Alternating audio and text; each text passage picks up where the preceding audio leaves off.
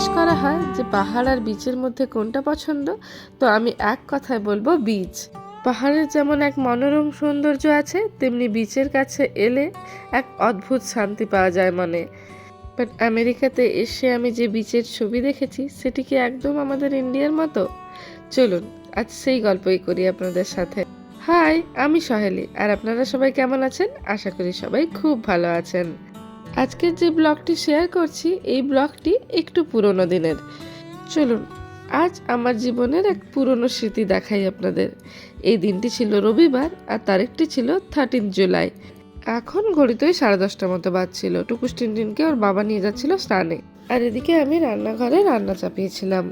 ওই দিন আমি বানাচ্ছিলাম খিচুড়ি, যেহেতু আমাদের বিকেলের দিকে বিচে যাওয়ার ছিল, সেই কারণে খুব তাড়াতাড়ি করে যা রান্না হয় তাই করে নিচ্ছিলাম।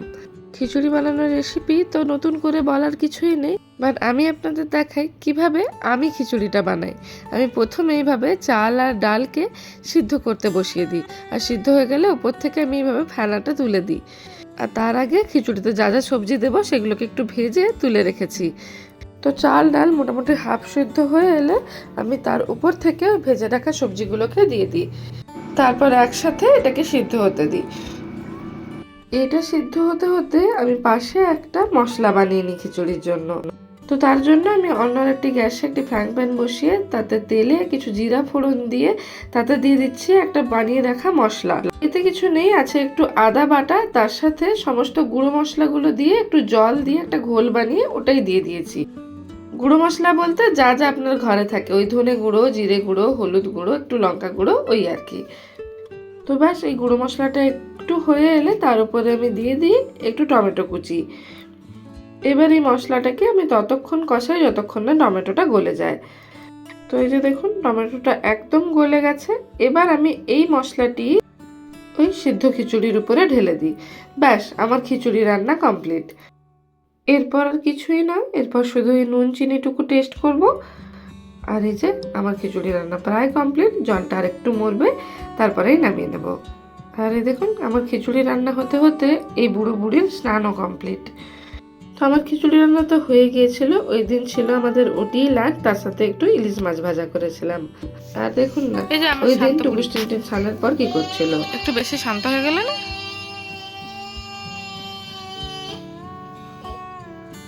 বুড়ি কি একটু বেশি শান্ত হয়ে গেল?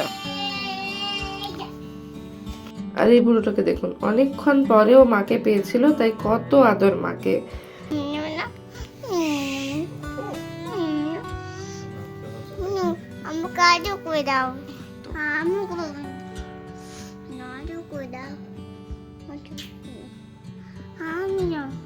তুমিও? আচ্ছা, ওকে। দাও খাও। এই তো করে দিলাম তো বাবা, করে দিলাম তো। আরে আমি করে দিলাম তো। আচ্ছা আচ্ছা আচ্ছা বাস। টিনটিন যখন অনেকক্ষণ পরে মাকে পায় তখন এরকমই করে। আর ওই দিন ওয়েদারটিও ভীষণ সুন্দর ছিল। সামারের সময় আমাদের ব্যালকনি থেকে বাইরটিকে দেখতে ঠিক এরকম লাগে, আর এখনকার অবস্থা দেখলে একদম মেলানোই যায় না। তো তখন প্রায় ঘড়িতে 12টা মতো বেজেছিল। আমরা তাড়াতাড়ি করে লাঞ্চ কমপ্লিট করে সবাই মিলে রেডি হয়ে গেছিলাম বিচে যাব বলে। তো আমরা তাড়াতাড়ি করে রেডি হয়ে গাড়িতে সবাই বসে গিয়েছিলাম। তো চলুন আমাদের বিচ এক্সপিরিয়েন্সটা আপনাদের সাথে শেয়ার করি। বিচে যাওয়ার আগে এই বিচ সম্পর্কে আপনাদের কিছু তথ্য দিই। অ্যাকচুয়ালি এই শিকাগোর আশেপাশে কোনো সমুদ্রই নেই। তাহলে সমুদ্র ছাড়া আবার বিচ কোথা থেকে এলো? হ্যাঁ, সমুদ্র নেই ঠিকই, তবে আছে এক বিশাল লেক, যার নাম লেক মিশিগান। আর এই লেকটি এত বিশাল যে শুধু শিকাগোতেই এই লেকটির পাশে টোটাল 24 বিচেস আছে। আর এই সামনে দেখেছেন একজন গাড়ির পেছনে একটা জেট স্কি নিয়ে যাচ্ছে। সামারের সময় এনারা নিজেরা এরকম জেট স্কিটি নিয়ে গিয়ে ওই লেকেই চালান। সামারের টাইমে বিচে যাওয়ার এই রাস্তাটি এত অপরূপ সুন্দর লাগে যে রাস্তাটির ভিডিও না করে পেরেছিলাম না। বাট এখানে বিচে আসার সব থেকে বড় সমস্যা হলো পার্কিং। বিশাল বিশাল প্রচুর পার্কিং আছে, তবুও এই সামারের সময় উইকেন্ডে এখানে পার্কিং পাওয়া যায় না। তো তো কোনো রকমে আমরা একটা পার্কিং স্পট পেয়ে ওখানে গাড়ি রেখে আমরা সবাই মিলে বিচের দিকে হাঁটা দিয়েছিলাম। ওই দিন আমাদের সাথে সৌভিকদা আর বিনারাও গিয়েছিল। ওই যে আমাদের আগের ভিডিওতে তো সৌভিকদা আর বিনাদের সাথে আপনাদের পরিচয় করিয়েছিলাম। আর জানেন, এই সামারের সময় এখানে মানুষজনকে এরকম ধরনের স্কুটার ইউজ করতে খুব দেখা যায়। আমরা যেখানে থাকি ওখানে দেখেছি ম্যাক্সিমাম সময় বাচ্চারা এই ধরনের স্কুটার ইউজ করে, বা ডাউন টাউনে এলে বড়দেরকেও এই ধরনের স্কুটার ইউজ করতে দেখতে পাওয়া যায়। আর এখানে দেখুন, এখানে এনারা করছিলেন একটি বার্থডে পার্টি। এখানে সামারের সময় মানুষজন এরকম বিচের ধারে বার্থডে পার্টি, বারবিকিউ, ছোটোখাটো পিকনিকের মতো করে থাকেন। আর এইখানে ওই বার্থডে বয় এক ধরনের খেলা খেলছে, যে খেলাটির নাম পিনাটা। অ্যাকচুয়ালি স্পাইডারম্যানের মধ্যে কিছু চকলেটস আছে, আর বার্থডে বয়কে ওইভাবেই চকলেটসগুলোকে বের করতে হবে। এখানে নাকি বার্থডে পার্টিতে এই খেলাটি খুব ফেমাস। এই ধরনের জিনিস আমিও একদম প্রথমেই দেখছিলাম। এর ব্যাপারে সব কিছু আমাকে বিনাই বলেছিল। আর এই দেখুন টিনটিনের অবস্থা, টলমল করছে। এই যে একটু চড়াই উতরাই আছে তাতেই ও টলমল করছে। তো আমরা অ্যাকচুয়ালি খুঁজে বেড়াচ্ছিলাম যে বিচের ধারে কোথায় আমরা একটা সুটেবল প্লেস পেতে পারি যেখানে একটু আরাম করে বসবো সবাই মিলে। আর এই ওয়াগনে করে বসার জন্য সমস্ত জিনিসপত্র, টুকটাক কিছু খাবার দাবার সবই ভরে নিয়ে এসেছিলাম। এখানে এই ধরনের ওয়াগন ইউজটা ভীষণ কমন, আর এটা ইউজ করলে ভীষণ সুবিধা হয় জানেন। তো কিছুক্ষণ খোঁজাখুঁজির পরে আমরা অবশেষে একটি জায়গা পেয়েছিলাম, ওখানেই আমরা একটু বসার ব্যবস্থা করছিলাম। এই যে একটি চাটাইয়ের সাথে সাথে দুটি ফোল্ডিং চেয়ারও ছিল আমাদের কাছে, এগুলোই সব পেতে আমরা একটু বসার ব্যবস্থা করছিলাম। এই দুটি ফোল্ডিং চেয়ার আমাদের গাড়িতে সব সময় রাখা থাকে। এখানে সামারের সময় যদি আপনি কোথাও যান বা কোথাও কোনো ওপেন ইভেন্টে যদি আপনি যান, সেখানে বসার ব্যবস্থা আপনাকে নিজেকেই করতে হবে। তাই এই ধরনের দুটি ফোল্ডিং চেয়ার আমাদের গাড়িতে সব সময় থাকে।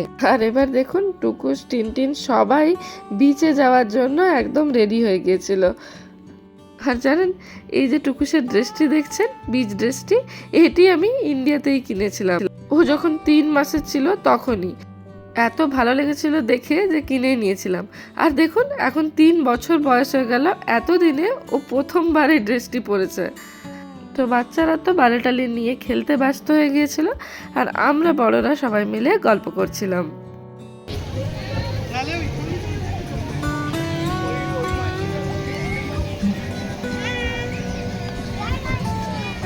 বাবা এই দেখো দুগুলা জল এনেছে। আর কত জল হবে দুগু, তো এখানেই হয়ে যাবে সি।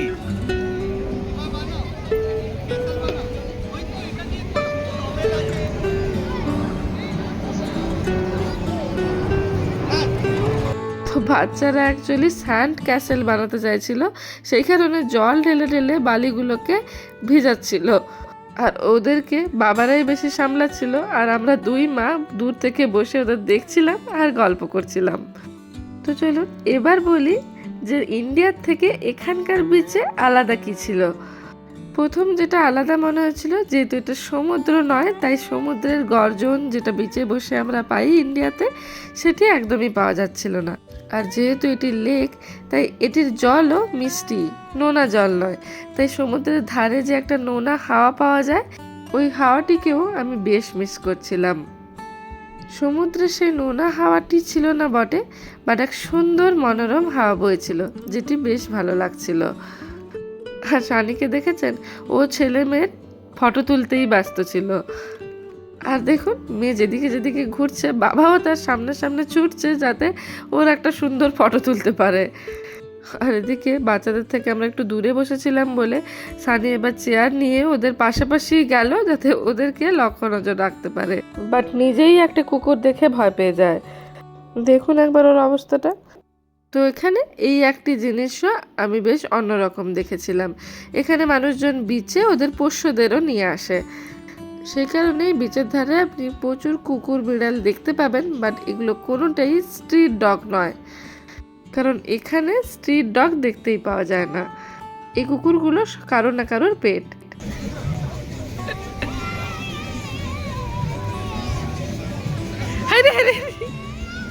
আমি বলছি না যা ওর সাথে, ও ভয় পেয়ে গেলে একবারে ভয় কাটাতে পারবে না।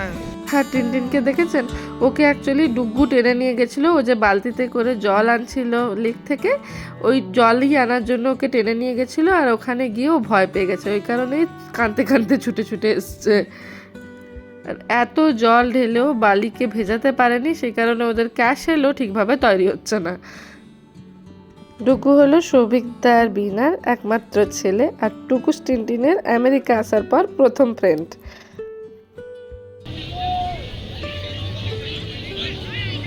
বা বসে পড়ো, দেখো দিদিভাই বসছে, দুগুদাদা বসছে, ওরকম বসে বসে গেল, কতক্ষণ দাঁড়িয়ে থাকবে? টিনটিন কিছুতেই খেলাতে ঠিক পার্টিসিপেট করছিলই না। ওকে দেখলেই বুঝতে পারবেন ওর অ্যাকচুয়ালি ঠান্ডা লাগছিল। ওদিকে দেখুন, একজন ঘুরে ঘুরে কিছু টায়ার টিউব বিক্রি করছেন। এই টায়ার টিউবগুলো বাচ্চাদের জন্য। বাচ্চাদেরকে এই টায়ার টিউবের মধ্যে বসিয়ে লেকের মধ্যে নিয়ে যাওয়া যায়। এই একটি জিনিসও ইন্ডিয়ার থেকে একদম অন্যরকম। ইন্ডিয়াতে বিচের ধারে কেউ কিছু বিক্রি করতে এলে সেগুলো হয় কিছু ঝিনুকের তৈরি জুয়েলারি বা ঝিনুকের তৈরি জিনিস, নয়তো বা খাবার দাবার। এখানে বিচের ধারে বসতে বসতে যেটি সব থেকে বেশি মিস করছিলাম সেটি হলো বিচের ধারে বসে মাছ ভাজা খাওয়া, নয়তোবা বিচের ধারে বসে ফুচকা খাওয়া, নয়তোবা আলু কাবলি। বাট এখানে তার কোনো কিছুই পাওয়া একরকম অসম্ভব। বিচের ধারে আপনি যদি খাওয়া দাওয়া করতে চান, তার ব্যবস্থা আপনাকে নিজেকেই করতে হবে। বাড়ি থেকে কিছু নিয়ে এসে খেতে পারেন, বা বিচের ধারে আপনি চাইলে বারবিকিউ করতে পারেন। বাট বারবিকিউ এরকম এই স্যান্ড বিচটাতে করা যায় না। এখান থেকে একটু দূরে, যেখান দিয়ে আমরা হেঁটে আসছিলাম, যেখানে সবাই বার্থডে পার্টি করছিল, ওই রকম জায়গাতে করা যায়। তো কিছুক্ষণ বালিতে খেলার পরে এনাদের এবার ইচ্ছে হয়েছিল একটু জলে যাওয়ার, তাই এনাদেরকে নিয়ে একটু জলে গিয়েছিলাম। টুকুস তো ওই জলে এসেও বল খেলতে ব্যস্ত ছিল আর বেশ মজা পাচ্ছিল। আর ওইদিকে ওই দূরে দেখতে পাবেন সৌভিকদা টিনটিনকে আর ডুগুকে নিয়ে গেছিল। অ্যাকচুয়ালি সৌভিকদা টিনটিনের ভয় ভাগানোর চেষ্টা করছিল, কিন্তু ও বেচারা ভয়ের সাথে সাথে এত ঠান্ডা লাগছিল, তাই ওকে টি শার্টটিও পরিয়ে দিয়েছিলাম।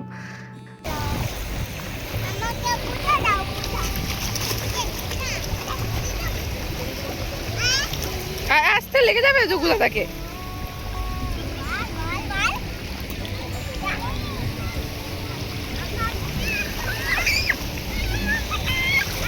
আজকে তো জল ঠিকঠাক আছে।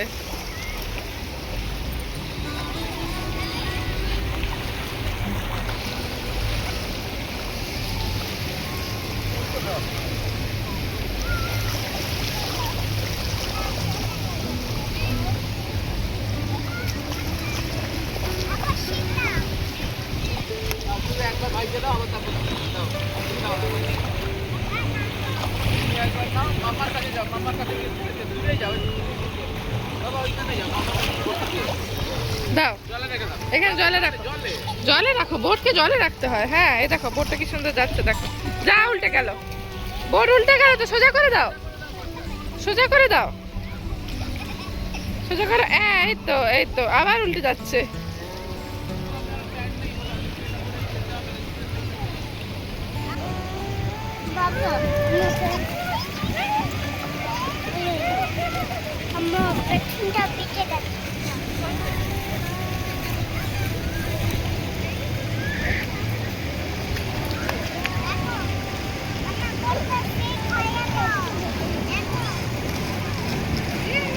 তো আমাদের সাথে সাথে বাচ্চারাও বিচে ভীষণ মজা করেছিল।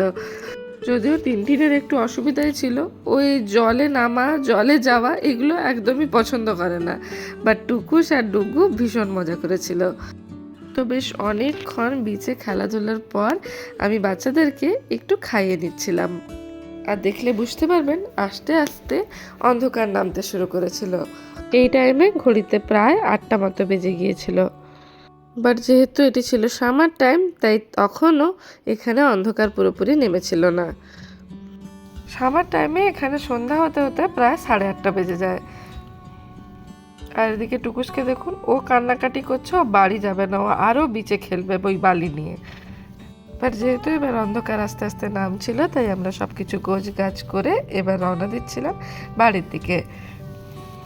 বাড়ি ফেরার আগে আমরা ওই দিন বাইরের একটি রেস্টুরেন্টে ডিনার করেছিলাম, তারপরে ফিরেছিলাম বাড়ি। এই যা, এই যা, এই যা। তো এই যে আমরা একটা রেস্টুরেন্টে এসেছিলাম ডিনার করতে। ওই দিন যে রেস্টুরেন্টেতে আমরা ডিনার করেছিলাম, এই রেস্টুরেন্টের নাম ছিল রেড চিলি। ডিনারে আমরা অর্ডার করেছিলাম একটি সিজেলার, আর আমি অর্ডার করেছিলাম এক ধরনের স্যালাড।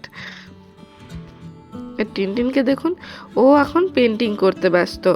এখানকার অনেক রেস্টুরেন্টেই বাচ্চাদের জন্য কয়েকটা ক্রেয়ন আর একটি পেপার দেয় যাতে ওরা বিজি থাকে।